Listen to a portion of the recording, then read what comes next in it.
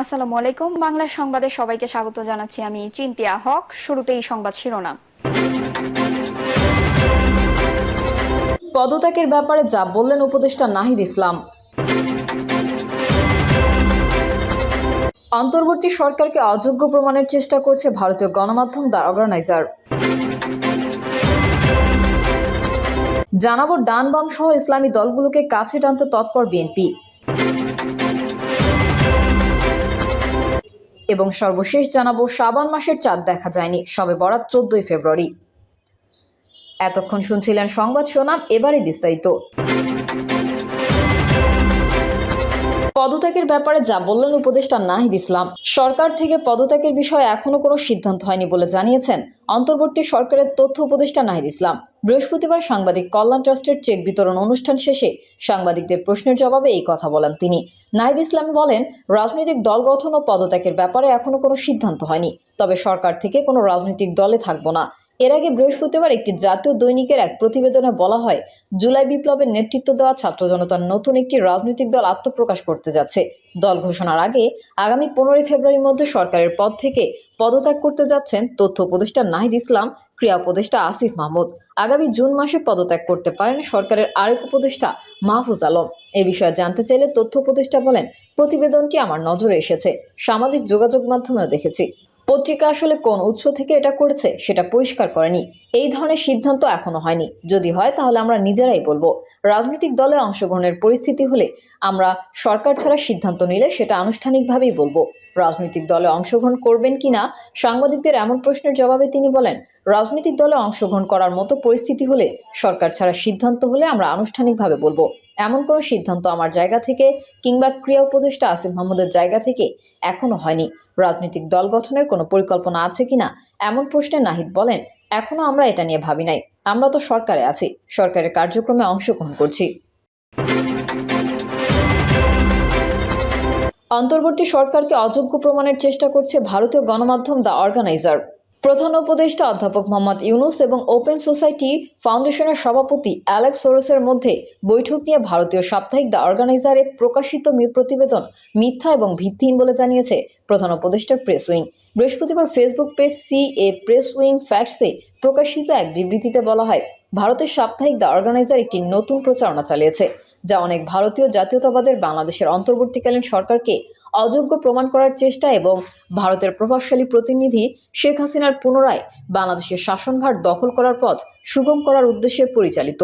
The অর্গানাইজারের সর্বশেষ অপপ্রচার হলো বাংলাদেশের প্রধান উপদেষ্টা মোহাম্মদ ইউনুস এবং ওপেন সোসাইটি ফাউন্ডেশনের সভাপতি অ্যালেক্স সোরেসের মধ্যে বৈঠককে যুক্তরাষ্ট্রের প্রেসিডেন্ট ডোনাল্ড ট্রাম্পের বিরুদ্ধে একটি চ্যালেঞ্জ হিসেবে তুলে ধরা হয়। বিবৃতিতে বলা হয়, অন্তর্বর্তীকালীন সরকার নিশ্চিত যে প্রেসিডেন্ট ট্রাম্প এবং তার দল এই মিথ্যা প্রচারণা দেখে সঠিক বিষয়টি বুঝতে সক্ষম হবেন এবং বাংলাদেশ ও যুক্তরাষ্ট্রের মধ্যে বিভেদ সৃষ্টির উদ্দেশ্যটি ব্যর্থ হবে। যুক্তরাষ্ট্রের পররাষ্ট্র দপ্তর এবং ঢাকায় তাদের দূতাবাস ভালো করেই জানে যে অধ্যাপক ইউনুস বিভিন্ন ধরনের ব্যক্তিদের সঙ্গে দেখা করেন, যাদের মধ্যে আছেন উচ্চপদস্থ সরকারি কর্মকর্তা, ব্যবসা ও নাগরিক সমাজ সংগঠনের নেতারা, এমনকি যারা বাংলাদেশ সম্পর্কে সমালোচনামূলক মনোভাব পোষণ করেন তারাও। বিবৃতিতে বলা হয়, আমরা ট্রাম্প প্রশাসনকে বিভ্রান্ত এবং বিভিন্ন দেশের মধ্যে বিভাজন সৃষ্টি করতে সম্পূর্ণ কাল্পনিক প্রচারণাকে ব্যর্থ করে দিতে যুক্তরাষ্ট্র বাংলাদেশের অন্যান্য বন্ধু ও মিত্রদের সঙ্গে কাজ চালিয়ে যেতে আশাবাদী। ডান বাম সহ ইসলামী দলগুলোকে কাছে টানতে তৎপর বিএনপি। ত্রয়োদশ জাতীয় সংসদ নির্বাচনকে সামনে দৃশ্যমান হতে শুরু করেছে রাজনৈতিক হিসাব নিকাশ। নির্বাচনে নিজেদের অবস্থান সুদৃঢ় করতে আগাম প্রস্তুতি হিসেবে ডান বাম ও ইসলামী দলগুলোকে কাছে টানতে তৎপর দেশের অন্যতম বড় দল বিএনপি। অন্য দলগুলোর ভোট একই বাক্সে নিতে রীতিমতো টানাটানি শুরু করেছে বিএনপি ও জামায়াত। তবে নির্বাচনের তফসিল ঘোষণার পর জোট না মঞ্চ নাকি সমঝোতা, সেই বিষয়ে সিদ্ধান্ত নেবে দলগুলো। সংশ্লিষ্ট দলগুলোর শীর্ষ নীতি নির্ধারকদের সঙ্গে আলাপ করে জানা গেছে এসব তথ্য। তবে আওয়ামী লীগ নেতৃত্বাধীন 14 দল ও বিগত দিনে ওই সরকারে যুক্ত রাজনৈতিক দলগুলোর সঙ্গে জোট বা সমঝোতার কোনো চিন্তা নেই বিএনপি ও জামায়াতের।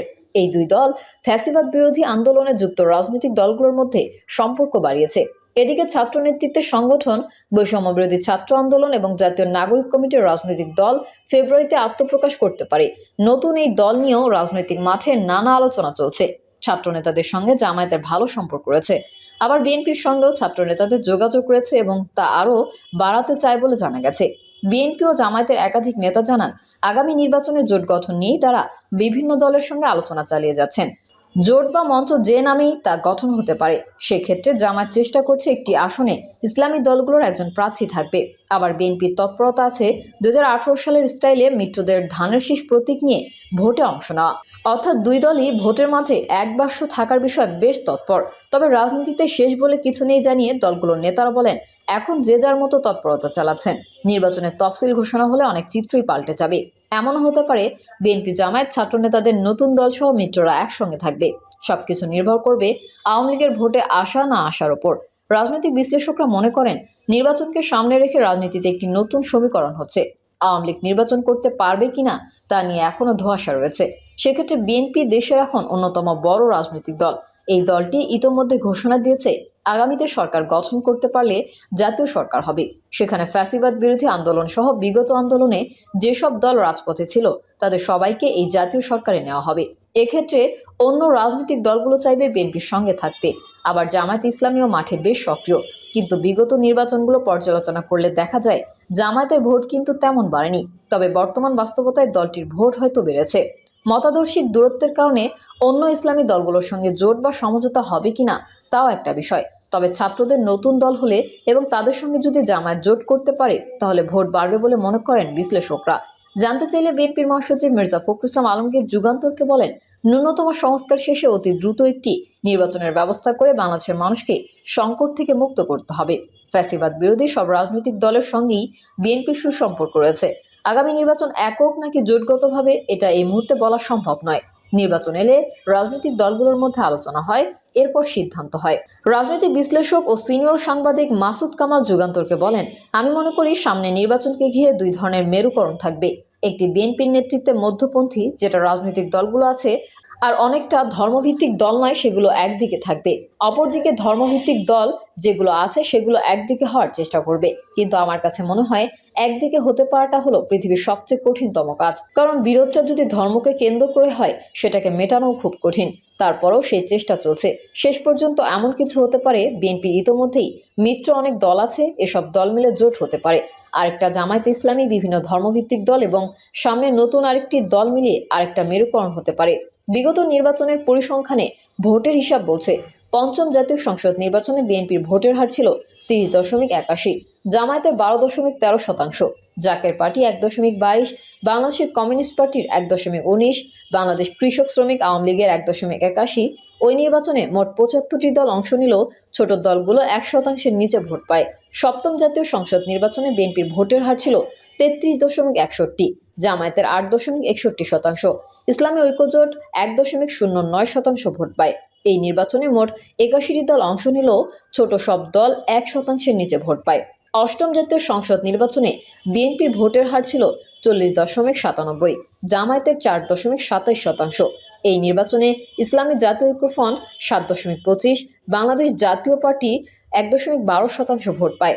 এই নির্বাচনে মোট 54টি দল অংশ নিলেও শুধু ইসলামী ঐক্যজোট 0.68% ভোট পেলেও ছোট সব দল পেয়েছে আরও কম।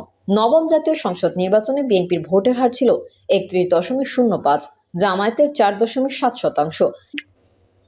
প্রিয় দর্শক, এই ছিল এখনকার সর্বশেষ সংবাদ। আপডেটের সংবাদ পেতে চ্যানেলটি সাবস্ক্রাইব করে বেল আইকনটি ক্লিক করুন। কমেন্টে আপনার মতামত জানিয়ে আমাদের সাথেই থাকুন। ধন্যবাদ সবাইকে। আল্লাহ হাফেজ।